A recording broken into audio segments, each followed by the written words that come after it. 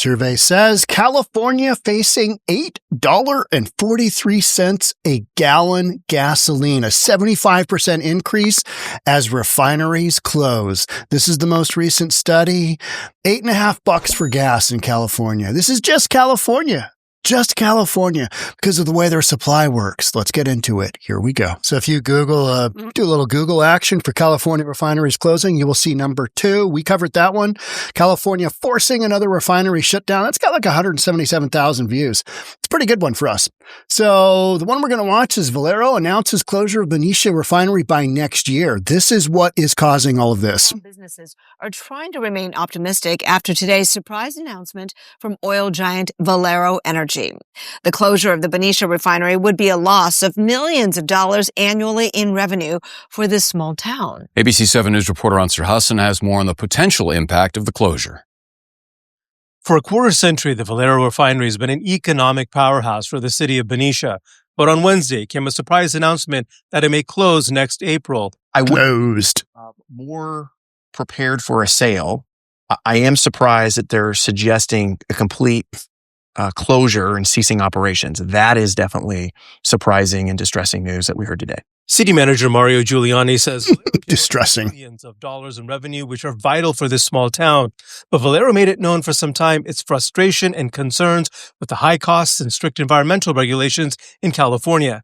Giuliani says discussions are underway with state officials and Valero about what comes next. It is the newest refinery on the West Coast. It produces a significant amount of gasoline for the California market. I cannot foresee a possibility where that refinery just ceases operation altogether. In a statement to ABC News, Valero confirmed that it submitted a notice to the California Energy Commission of its current intent to idle, restructure, or cease refining operations at Valero's Benicia refinery by the end of April 2026. That's soon. Governor Gavin Newsom responding to the news at a press conference earlier in the day. Beginning last night, we had all hands, and we're in the process of addressing any anxiety that may be created or any market disruption that may be created by that announcement. Giuliani says news of Valero's possible departure will impact the city's budget process for next year, which begins in May. So I think one of the big things with gasoline production is that it impacts everything. You need to run a truck to get your product from here to here in California. Well, the cost of all those goods goes up. Anything manufacturing wise, production related to, you got to have some fossil fuels in there. Anything along those lines, it's gonna cost more. So it's not just people driving around in their vehicles, it's everything, because almost everything depends upon fossil fuels. And that's where this whole notion of, well, we're just gonna, we're gonna ban the sale of gas-powered vehicles, oil-powered vehicles, diesel-powered vehicles by 2035. Oh yeah, it's great. I mean, no refinery wants to work moving forward, invest money in an environment like that. And that is where California sits. It's just this pie in the sky. They wanted to get out ahead of the curve and Green New Deal and just be, so progressive. Well, reality bites, which is Valero says, no, we're taking our refinery and we're shutting it down because moving forward, this isn't going to work out for us. So California, sayonara, been nice doing business with you. It's what we're doing. California can ill afford the loss of one refinery, let alone two, says USC professor Michael Misch in a new report warning of an impending gas crisis this summer. In 1982, California satisfied 62% of its petroleum needs from in-state oil producers. Since 1990, California's imports from petroleum from non-U.S. producers have increased by a staggering 713%. 713%. The Middle East, that's where you're getting it from. So all of this stuff about, it's better for the environment. I don't know if you've seen the oil container ships that come in, just billowing black into the port. They're some of the least clean emission, transportation out there. It's wild.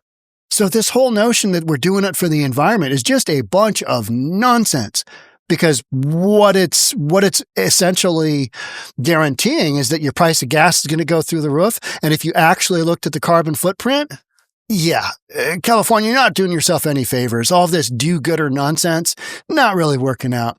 While California was becoming more dependent on foreign sources, the overall U.S. became less dependent. Drill, baby, drill. Right? I mean, that's what we're doing. In March, the Globe reported on a study also by Professor Misch, which found that factors contributing to California's high gasoline prices over 50 years are self-imposed. We just did a full podcast on that. They're self-imposed by state officials and politicians. Turns out California is its own worst enemy.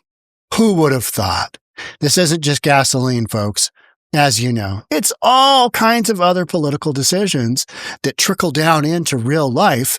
And then people are like, I don't get why California's so expensive. Because every single step along the way, you've introduced regulations, you've overlay after overlay after overlay of nonsense that's unnecessary. Oh, we're producing protections for the consumer. How's that working out for you there, Sparky? In April, we reported that California's average price for a gallon of gas was $4.91. That's not far off of where Seattle is right now. Seattle has third highest gas tax in there. Washington does in the nation. While the national average cost for a gallon of gas was $3.26. In Texas, $2.87. California is going to go to 8 something. Oil and gas and California refiners have not engaged in widespread price gouging, profiteering, price manipulation, unexplained residual prices, or surcharges, magical or otherwise, Professor Misch said in a March report. Now, Misch warns that California gas prices could escalate 75% to $8.43 a gallon in 2026. Will they get that high? I mean, I don't know. Who can predict that, right? But I would say well over 6 for sure. I mean, you constrict the supply of gas. We're also headed into that peak season. We're headed into summer. Everybody wants to get in their damn car and go visit Wally World, right? I mean, that's what we want to do. I put a bunch of diesel into my boat. I don't necessarily drive that much further anymore, but just spent $600 the other day filling each of my tanks. I think a quarter tank, half a tank, something like that. It's expensive stuff, but if you're consuming, that's what you do. And coming into summer, the consumption goes up, so does pricing.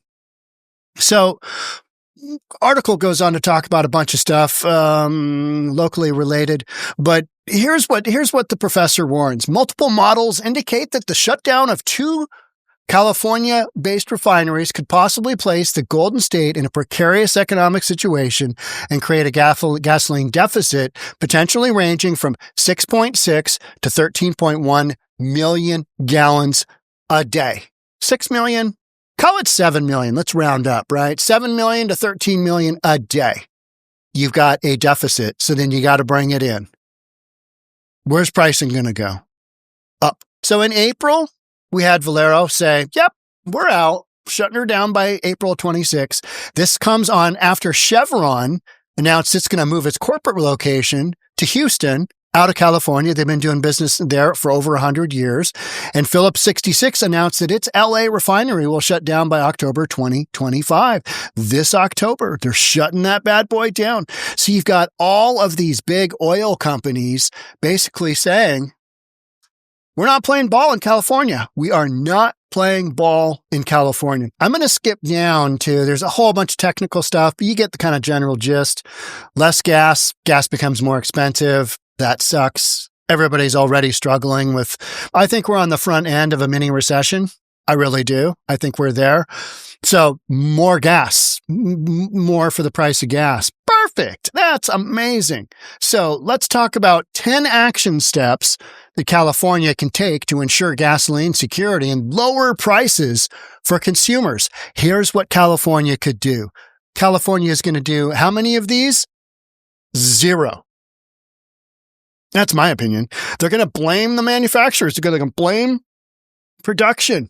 Most obvious, this is numero uno, would be to approach both Phillips 66 and Valero refiners with a compelling business proposition to remain in California. Instead, California is doing their very best to push out those companies that they so desperately need. Nice going, California. You're sure green. Oh, the Green New Deal. It's really working out.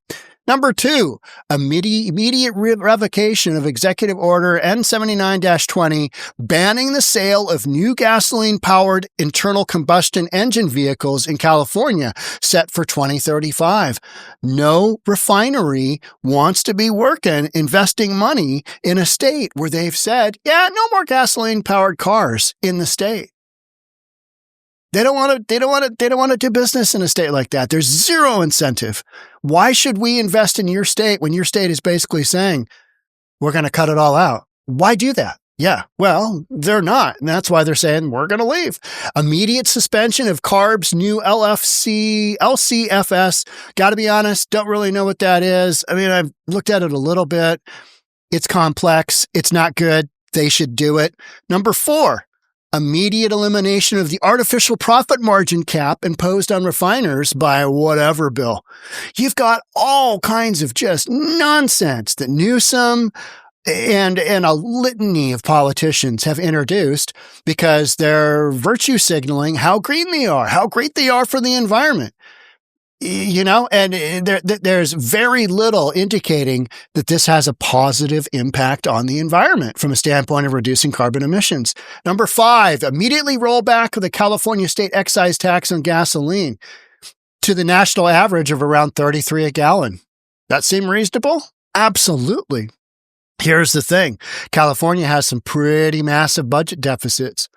All of this stuff costs the state money. Because now you've cut that revenue down. So we're not doing that. We're not doing that. Number 6, a temporary suspension requiring refiners to produce, store, and finance surplus gasoline inventories. This was the most recent thing that Gavin Newsom did. He basically said, we've got these times where maybe there's maintenance on a refinery, and refinery has to go down. Well, there's not enough in reserves. So there's a spike in an artificial demand, a spike in demand, and supply is reduced, and you get these price spikes. Well, gruesome Newsom said, now I'm going to require all of you refineries to have surplus on hand, and then that cost is going to come out of your pockets. And the refineries are like, pretty normal for a refinery to go down for maintenance, so go screw yourself. We're shutting her down. And Newsom said, we're standing our ground. We are protecting the consumer. Again, how's that working out for you? How's that working out? How is that moving forward working out? A capitation of 65 cents a gallon, cap of 65 a gallon on the cap and trade and other environmental fees and costs to refiners. That's what we've got here in the state of Washington. This ridiculous cap and trade. It's so mentally challenged. That's the nice way of saying the R word, right? It's mentally challenged because it doesn't work. And you're going down these green avenues that aren't really going to have much of an impact on the environment anyway. So why are we doing them? So that we can virtue signal we're good people. Yeah, we're good Democrats. We're going down that road. I am not a Democrat. As of December 2023, yada, yada, improving reserves. It's appropriate time for California to readdress and relive, maybe reimagine and rethink the restrictions on in-state petroleum production and encourage in-state producers to increase California oil field production. Ha! Made in USA.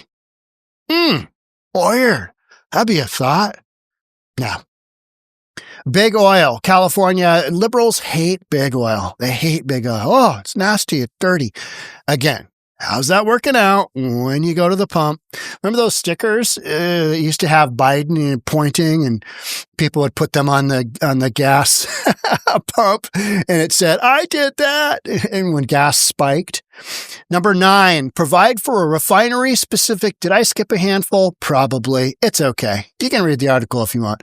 Provide for a refinery specific investment tax credit. Get them investing in the specific marketplace. Because what you're doing now is basically just pushing them away. Yeah, we don't want your business. No, we don't want you here. You're dirty. We don't want you. We don't want you. Number 10, suspend, delay, or nullify any enactment of bills eliminating the use of older and least utilized wells. So, don't know much about that one either, but it's just more layers of nonsense that when we look at price of gasoline throughout the United States, why Washington State has some of the highest pricing and inevitably California, it's because they've gone out of their way to try and virtue signal to the world that, the hell is going on here?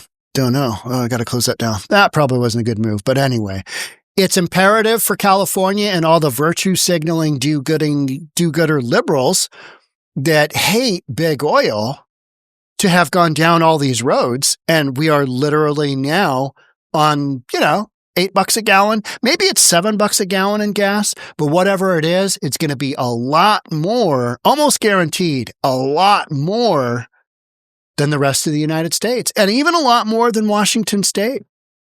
Because of all of this stuff compounding a marketplace that has basically said, yeah, if our option is to sell our refinery, if our option is to close it down and renovate or, whatever they want to consider doing, buy, sell, trade, horse trade, whatever it is, anything other than close it down permanently is what we're saying.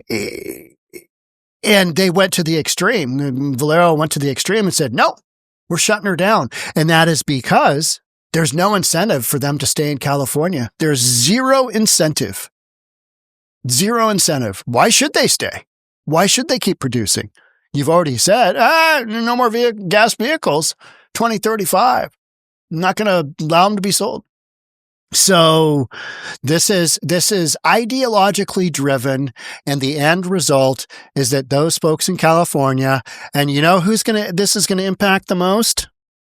Those on the lowest rung of the socioeconomic, platform. People with the least amount of money can afford to spend the least amount on gasoline. It's, one of those commodities of life. Everybody's got to get around. If you make a bunch of money, whether gas goes up $1 a gallon, doesn't really matter. But if you're already struggling to fill the tank, it's gonna suck.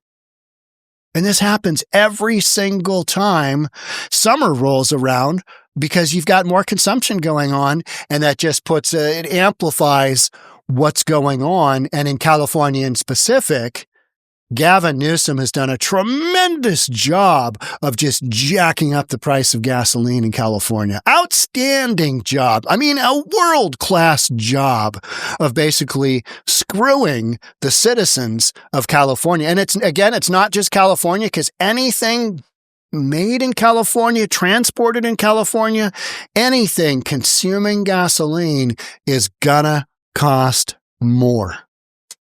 That's what happens. Basic economics.